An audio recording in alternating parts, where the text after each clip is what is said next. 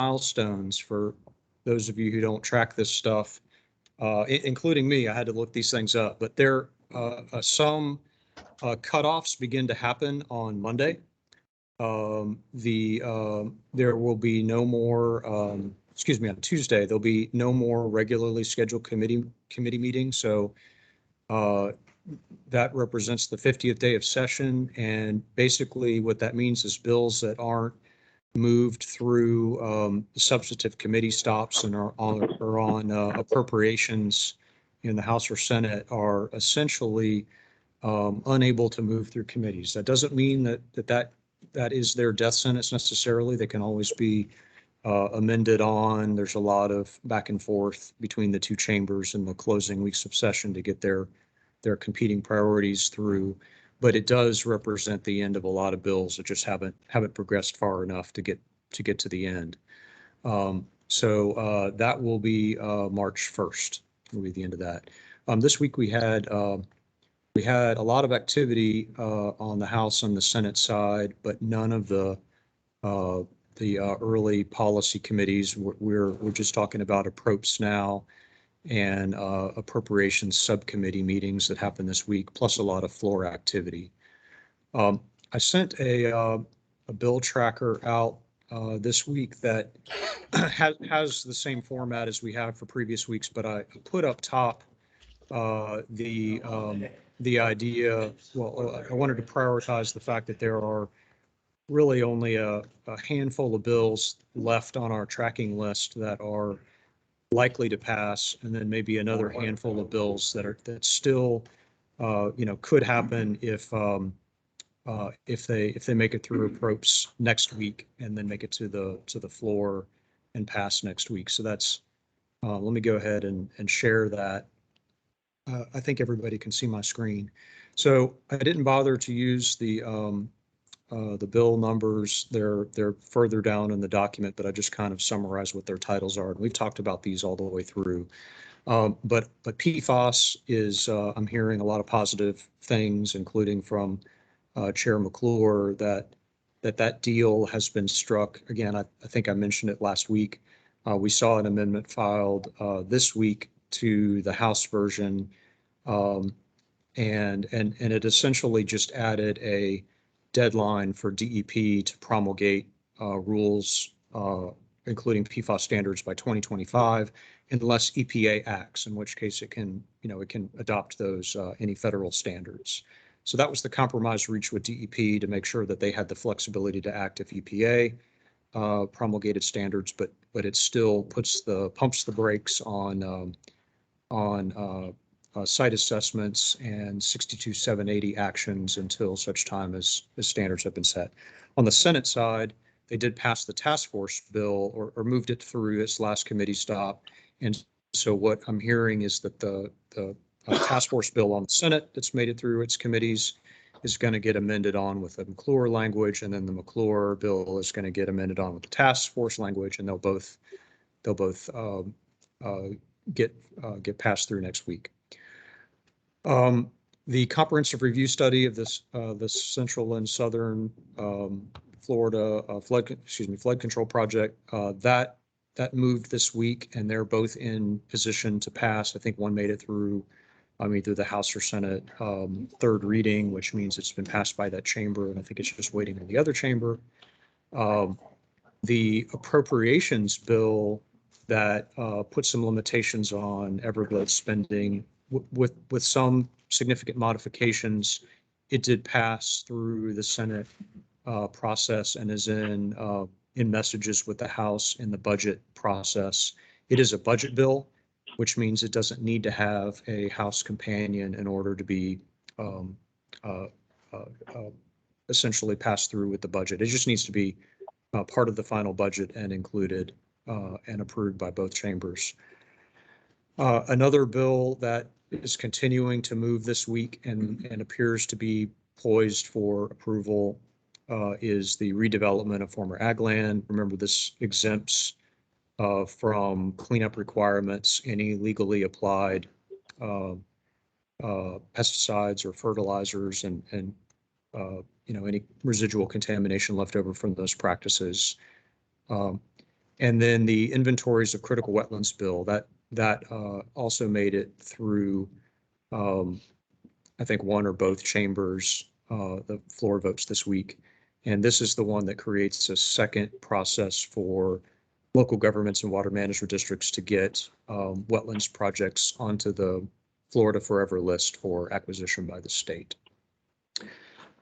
Any questions on those 5 bills before I jump into the ones that may still have a chance, but are really only have one last shot? All right, I'll move right along. So private provider inspections of septic tanks, again, it's got a chance. Same thing with residential riparian rights. That was kind of a small single issue bill that Albritton was running. The FWC bill has one more stop than appropriations.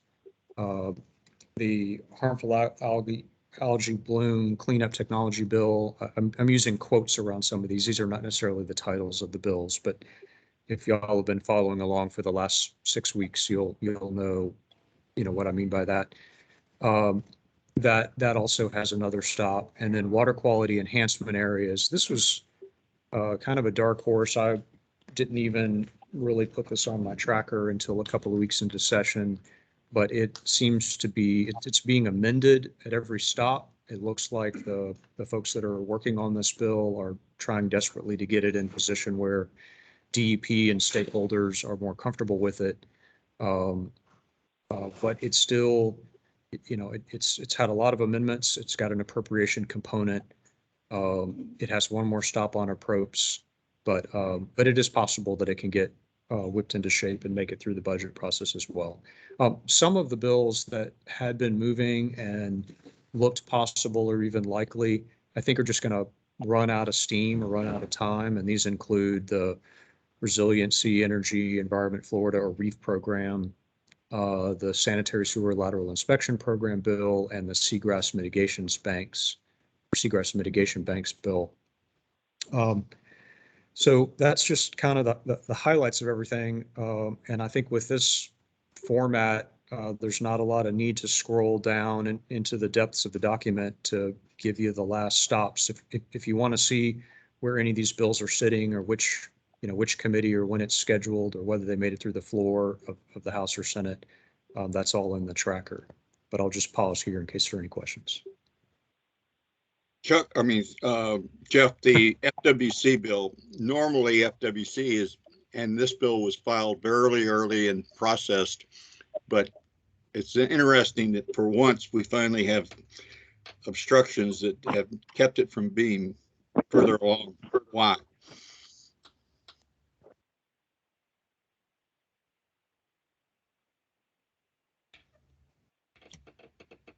I don't hear anything. I think Jeff may have frozen for a minute. Wonders of being in a government office. He was just so stunned by your astute comment that he's thinking it over. Be right back, I imagine. You stumped him, Gary. Well, I usually do. Because I called him his father. I'll send him a quick text.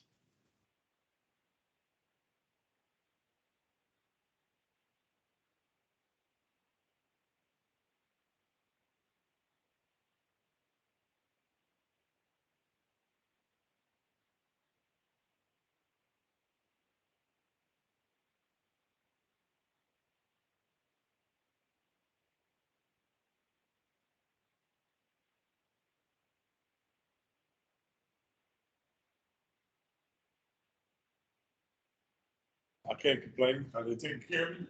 Always. Sorry, y'all. Can you still hear me? We can hear you now. All right. Sorry about that. I got booted off the Wi-Fi here apparently. Gary, I didn't hear all your question, but I'm looking at the bill and it did make it through the House, and it is in the Senate in messages. And on the Senate side, excuse me, I think I read that wrong. No, it made it through the Senate, and on the House side, it's been passed by State Affairs, so it's ready to go to the floor.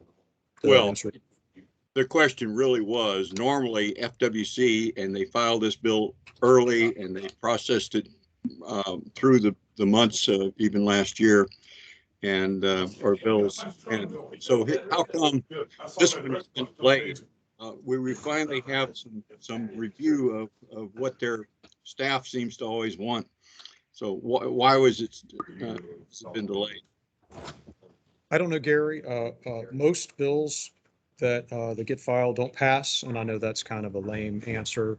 For a lot of reasons, the priorities of the leadership sometimes just kind of push things out that aren't priorities to the side, especially when you get close to the end. You know, remember they're handling redistricting and a few other, you know, pretty heavy issues in a reelection year. You know, this is not to say this is dead by any stretch. I still have it in the likely to pass category. Okay, hopefully we've the new management has got a little bit more common sense than the past management. Well, I don't know which management you mean, but I used to say in the military, hope is not a plan. All right, any more questions for the good of the order?